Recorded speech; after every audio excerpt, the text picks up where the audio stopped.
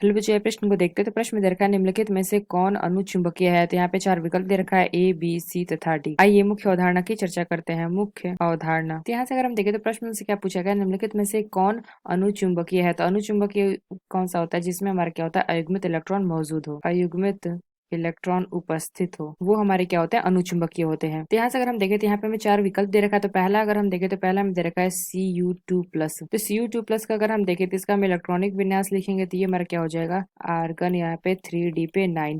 तो यहाँ से अगर हम देखें तो यहाँ पे हमारा अयुग्मित इलेक्ट्रॉन की संख्या क्या आ जाएगी। तो यहाँ से अगर हम देखें तो डी में हमारा क्या है, 9 इलेक्ट्रॉन है। तो ये हमारा क्या हो जाएगा, 1 2 3 4 5 6 7 8 9। तो यहाँ से हमने क्या देखा, यहाँ पे हमारा आ गया क्या, 1 इलेक्ट्रॉन। ये हमारा क्या है, अयुग्मित इलेक्ट्रॉन। तो यानी हम कह सकते हैं कि ये हमारा क्या होगा, अनुचुंबकीय। तो यहाँ से अगर हम देखें जो हमारा डी होता है इसमें हमारा मैक्सिमम 10 इलेक्ट्रॉन आ सकता है। तो यहाँ से अगर हम दूसरा देखें, दूसरा हमें क्या दे रखा है, बी का अगर हम देखें तो Ag पे प्लस दे रखा है। इसका अगर हम इलेक्ट्रॉनिक विन्यास लिखेंगे तो ये हमारा क्या हो जाएगा कि आर और ये हमारा हो जाएगा 4D पे 10। तो यहाँ से हमने क्या देखा, डी में हमारा क्या है, 10 इलेक्ट्रॉन है। तो यहाँ से अगर हम देखें तो यहाँ पे हमारा क्या आ जाएगा, अयुग्मित इलेक्ट्रॉन की संख्या हमारी क्या आ जाएगी, 0 आ जाएगी। क्योंकि अगर हम देखें तो 1 इलेक्ट्रॉन 2 3 4 5 और ये मेरा हो जाएगा 6 7 8 9 10। यानी हमने क्या देखा, ये हमारा क्या हो गया, अयुग्मित इलेक्ट्रॉन की संख्या यहाँ पे हमारी उपस्थित नहीं है, इसलिए ये हमारा क्या हो जाएगा, प्रतिचुंबकीय है। तो तीसरा हमने क्या देखा, तीसरा हमें दे रखा है Zn2+। तो यहाँ से अगर हम देखें तो इसका अगर हम लिखेंगे इलेक्ट्रॉनिक विन्यास तो ये हमारा क्या हो जाएगा,